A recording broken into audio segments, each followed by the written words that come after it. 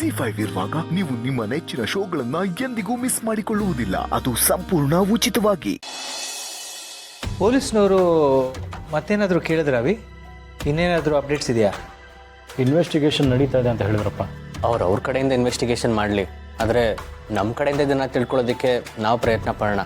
ಮೊದಲು ಆ tyre mark ಯಾವ ಕಾರ್ದು ಅಂತ ಕಂಡುಹಿಡಿಬೇಕು. ಹಾಗೆಯೇ CCTV ಫುಟೇಜಲ್ಲಿ ಆ ಥರ ಕಾರ್ ಯಾವುದಾದ್ರೂ ಓಡಾಡಿದೆಯಾ ಅಂತ ನೋಡಬೇಕು.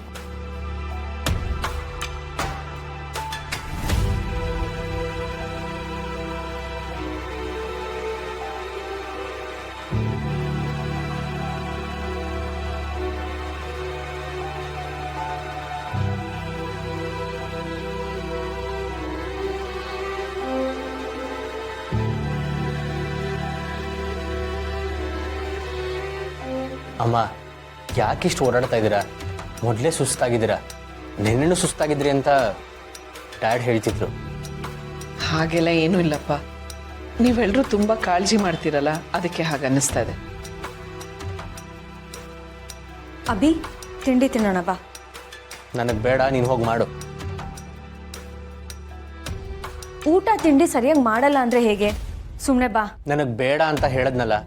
ಸಮರ್ಥ ಆಚೆ ಬರೋವರೆಗೂ ನನಗೇನೂ ಸೇರಲ್ಲ. ನೀನು ಹೋಗಿ ತಿಂಡಿ ತಿನ್ನು.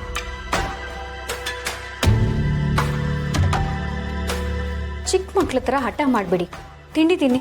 ಇಷ್ಟೆಲ್ಲ ಟೆನ್ಷನ್ ಮಧ್ಯೆ ಊಟ ಮಾಡಬೇಕು ಅಂತ ಅನ್ಸಲ್ಲ, ಹಸಿವು ಆಗಲ್ಲ.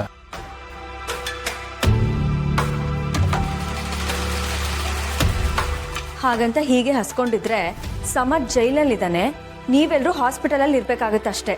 ಛೇ ಬಿಡ್ತು ನಮ್ಮ. ನೋಡಿ, ಏನೇ ಹೋರಾಟ ಇದ್ರೂ ಆ ಹೋರಾಟ ನಮ್ಮ ಮನಸ್ಸಲ್ಲಿರಬೇಕು. ಅದು ನಮ್ಮ ದೇಹಕ್ಕೆ ಶಿಕ್ಷೆ ಆಗಬಾರ್ದು. ದೇವ್ರಿದಾನೆ, ಒಂದು ದಾರಿ ತೋರಿಸ್ತಾನೆ. ನೀವು ಮೊದಲು ತಿಂಡಿ ತಿನ್ನಿ. ಇಲ್ಲ ಅಮ್ಮ, ಆ ದೇವ್ರಿರೋದೇ ನಿಜ ಆದರೆ ಆ ದೇವ್ರ ಹೆಸರಲ್ಲೇ ಪ್ರಮಾಣ ಮಾಡ್ತಿದ್ದೀನಿ. ಸಮರ್ಥ ಆಚೆ ಬರೋವರೆಗೂ ನನಗೆ ಊಟನೇ ಬೇಡ. ಇದನ್ನು ಹರಕೆ ಅಂತಾನೆ ಅನ್ಕೊಳ್ಳಿ. ಇವರೆಲ್ರಿಗೂ ಏನಾಗಿದೆ? ಆ ಸಮರ್ಥ ಜೈಲಲ್ಲಿ ಕೂತಿದ್ರೆ ಇವ್ರಿಗೇನು ಸಂಕಟ?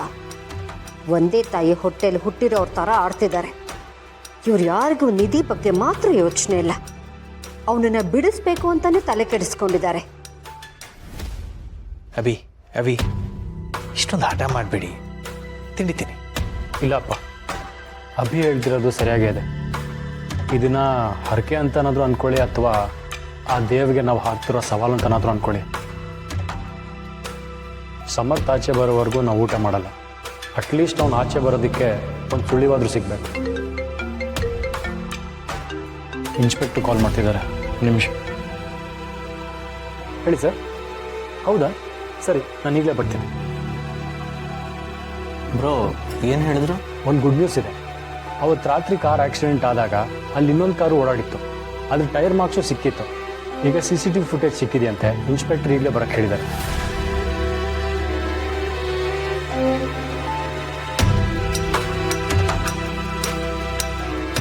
ಅಭಿ, ನೀನು ಸ್ಟೇಷನ್ಗೆ ಹೋಗಿ ಮಾತಾಡ್ಕೊಂಡು ಬಾ. ಅಭಿ, ನೀನು ಲಾಯರ್ ಹತ್ರ ಹೋಗಿ ಮಾತಾಡಿ ಈ ವಿಷಯನ ಡಿಸ್ಕಸ್ ಮಾಡು. ಸ್ವಲ್ಪ ಏನಾದ್ರು ತಿನ್ಕೊಂಡು ಹೋಗ್ರಪ್ಪ, ಹಾಗೆ ಹಶುಕೊಂಡು ಹೋಗಬೇಡಿ. ಇಲ್ಲ ಅಮ್ಮ, ಈಗ ತಡ ಮಾಡೋದು ಒಳ್ಳೇದಲ್ಲ. ನಾವು ಬೇಗ ಹೋಗಿ ಬಂದ್ಬಿಡ್ತೀವಿ.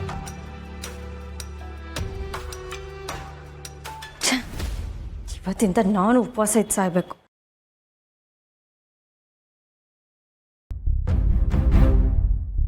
CCTV ಫುಟೇಜಲ್ಲಿ ಅಲ್ಲಿ ಬೇರೆ ಕಾರ್ ಓಡಾಡಿದೆ ಅಂತ ಗೊತ್ತಾಗಿ ಆ ಕಾರಿಂದನೇ ಆಕ್ಸಿಡೆಂಟ್ ಆಗಿದೆ ಅಂತ ಪ್ರೂವ್ ಆದರೆ ನಿಧಿಗೆ ಶಿಕ್ಷೆ ಆಗಲ್ಲ. ಸಮರ್ಥ್ ಕೂಡ ಆಚೆ ಬರ್ತಾನೆ. ನಿಜವಾಗಿ ಯಾರು ತಪ್ಪು ಮಾಡಿದಾರೋ ಅವ್ರಿಗೆ ಶಿಕ್ಷೆ ಆಗುತ್ತೆ.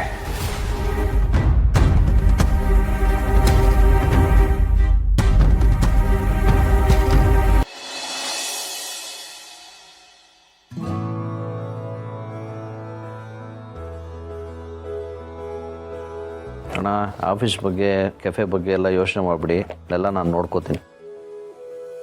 ಮಹೇಶ, ನಿನಗೆ ನನ್ನ ಬಗ್ಗೆ ಬೇಸರ ಇಲ್ವಾ? ಯಾಕಣ್ಣ, ಯಾಕೆ ಮಾತು ಕೇಳ್ತಿದ್ಯಾ? ಬೇಸರ ಮಾಡ್ಕೊಳ್ಳೋಂಥ ಕೆಲಸ ನೀನೇನು ಮಾಡಿದೀಯಾ? ಅಲ್ಲ, ನಿಧಿನ ಪೊಲೀಸ್ನವ್ರಿಗೆ ಸರೆಂಡರ್ ಮಾಡಿಸೋದಕ್ಕೆ ಕರ್ಕೊಂಡು ಹೊರಟಿದ್ನಲ್ಲ, ಆ ನಿರ್ಧಾರದಿಂದ ನಿನ್ನ ಮನಸ್ಸಿಗೆ ಬೇಜಾರಾಯ್ತಾ ಅಂತ ಕೇಳ್ತಾ ಇದ್ದೀನಿ. ನಿನ್ನ ಒಂದು ಮಾತು ಕೇಳದೆ ನಾನು ಆ ನಿರ್ಧಾರ ತಗೊಂಡೆ. ಅಣ್ಣ, ನೀನೇನು ಅಂತ ನನಗೆ ಚೆನ್ನಾಗಿ ಗೊತ್ತು. ನೀನು ಮಾಡೋ ಪ್ರತಿ ಕೆಲಸದಲ್ಲೂ ನ್ಯಾಯ ನೀತಿ ಇದ್ದೇ ಇರುತ್ತೆ. ನಿಧಿ ನನ್ನ ಮಗಳು ಹೌದು, ಆದರೆ ನೀನು ಅವಳನ್ನು ಮಗಳಿಗಿನ್ನ ಹೆಚ್ಚಾಗಿ ಸಾಕಿದೀಯ. ಅವಳ ಜವಾಬ್ದಾರಿನ ನೀನೇ ತಗೊಂಡು ಇಷ್ಟು ವರ್ಷ ಬೆಳೆಸಿದೀಯ. ಅಂಥದ್ರಲ್ಲಿ ಅವಳ ಕೈ ಇಟ್ಕೊಂಡು ಪೊಲೀಸ್ ಸ್ಟೇಷನಿಗೆ ನೀನು ಕರ್ಕೊಂಡು ಹೊರಟಿದ್ದಾಗ ನಿನ್ನ ಮನಸ್ಸಲ್ಲಿ ಏನಾಗ್ತಿತ್ತು ಅಂತ ನನಗೆ ಅರ್ಥ ಆಗುತ್ತೆ ಅಣ್ಣ. ಯಾವುದೇ ಕಾರಣಕ್ಕೂ ಒಬ್ಬ ನಿರಪರಾಧಿಗೆ ಶಿಕ್ಷೆ ಆಗಬಾರ್ದು ಅಂತ ನಿನ್ನ ಮನಸ್ಸಲ್ಲಿತ್ತು. ನ್ಯಾಯ ಗೆಲ್ಲಬೇಕು ಅಂತ ನಿನ್ನಲ್ಲಿತ್ತು. ನೀನು ಯಾವತ್ತಿದ್ರೂ ನ್ಯಾಯದ ಪರವಾಗಿ ಇರ್ತೀಯ ಅಂತ ನನಗೆ ಗೊತ್ತು ಅಣ್ಣ. ನಿಧಿ ನಿನ್ನ ಮಗಳು, ಅವಳ ಬಗ್ಗೆ ಯಾವುದೇ ನಿರ್ಧಾರ ತಗೊಳ್ಳೋ ಹಕ್ಕು ನಿನಗಿದೆ ಅಣ್ಣ. ನಿನ್ನ ಒಡ ಹುಟ್ಟದವನಾಗಿ ನಿನ್ನ ಬಗ್ಗೆ ನಾನು ಇಷ್ಟು ಅರ್ಥ ಮಾಡ್ಕೊಳ್ದಿದ್ರೆ ಹೇಗಣ್ಣ?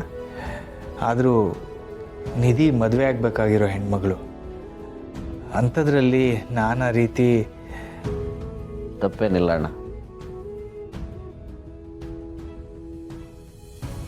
ನಿಜವಾಗ್ಲೂ ಯಾರು ತಪ್ಪು ಮಾಡಿದಾರೋ ಅವ್ರಿಗೆ ಶಿಕ್ಷೆ ಆಗಬೇಕು. ನಿಧಿ ಮಾಡಿರೋ ತಪ್ಪಿಗೆ ಸಮರ್ಥ ಶಿಕ್ಷೆ ಅನುಭವಿಸೋದು ಯಾವ ನ್ಯಾಯ ಹೇಳು?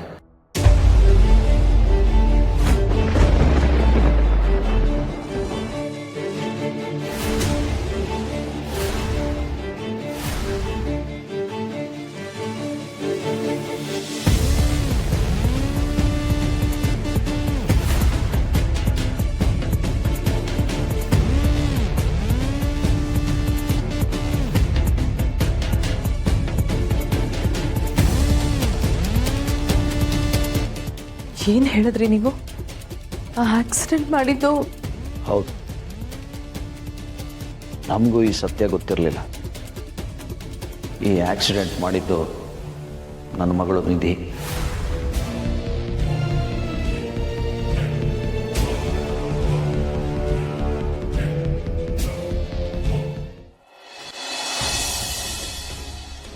ಆಗಿದ್ದೆಲ್ಲ ಆಗೋಯ್ತು. ಈಗ ನಾವೆಲ್ಲ ಒಟ್ಟಾಗಿ ಹೋರಾಟ ಮಾಡಬೇಕಾಗಿರೋದು ನಮ್ಮ ಮೊಮ್ಮಕ್ಕಳನ್ನು ಉಳಿಸ್ಕೊಳ್ಳೋದಕ್ಕೋಸ್ಕರ. ನಾವು ಏನೇ ನಿರ್ಧಾರ ತಗೊಂಡ್ರೂ ಜೊತೆಯಾಗಿ ನಿಂತು ನಿರ್ಧಾರ ತಗೋಬೇಕು. ಹೌದಮ್ಮ, ಗೊತ್ತಿದ್ದೋ ಗೊತ್ತಿಲ್ಲದೇನೋ ಇದೆಲ್ಲ ಆಗೋಗಿದೆ. ಹಾಗಂತ ಅವಳಿಗೆ ಶಿಕ್ಷೆ ಆಗೋದನ್ನು ನನ್ನ ಮನಸ್ಸು ಸಹಿಸ್ಕೊಳ್ಳಲ್ಲ. ಇದರಲ್ಲಿ ನಿಧಿದು ತಪ್ಪಿದೆ ಅಂತ ನಮಗೂ ಅನ್ನಿಸ್ತಿಲ್ಲ. ಪೊಲೀಸ್ನವರು ಇನ್ವೆಸ್ಟಿಗೇಷನ್ ಮತ್ತೆ ಶುರು ಮಾಡಿದ್ದಾರೆ. ಆ ಜಾಗದಲ್ಲಿ ಬೇರೆ ಯಾವುದೋ ಇನ್ನೊಂದು ಕಾರ್ ಓಡಾಡಿದೆ, ಅದರ ಟೈರ್ ಮಾರ್ಕ್ ಸಿಕ್ಕಿದೆ. ಇದೆಲ್ಲ ನಿಮಗೂ ಗೊತ್ತಿದೆ. ನನಗೆ ಯಾಕೋ ಈ ಆಕ್ಸಿಡೆಂಟನ್ನು ಬೇರೆ ಯಾರೋ ಮಾಡಿ ಆ ತಪ್ಪನ್ನು ನಿಧಿ ಮೇಲೆ ಬರೋ ಹಾಗೆ ಮಾಡ್ತಿದ್ದಾರೆ ಅಂತ ಅನ್ನಿಸ್ತಿದೆ. ಏನೇ ಆದರೂ ತಂಗಿನ ಉಳಿಸೋದಕ್ಕೆ ಸಮರ್ಥ ಕಂಬಿ ಹಿಂದೆ ಇದ್ದಾನೆ. ಒಡ ಹುಡ್ತೇ ಇದ್ದರೂ ತಂಗಿನ ಉಳಿಸ್ಕೊಳ್ಳೋ ಅಣ್ಣ ಅವನಾಗ್ಬಿಟ್ಟ. ಅವನ ಬಗ್ಗೆ ನಂಗೆ ತುಂಬ ಹೆಮ್ಮೆ ಅನಿಸುತ್ತೆ. ZEE5 ಆಪ್ ಡೌನ್ಲೋಡ್ ಮಾಡಿ ಎಲ್ಲಾ ಸಂಚಿಕೆಗಳನ್ನು ಸಂಪೂರ್ಣ ಉಚಿತವಾಗಿ ನೋಡಿ.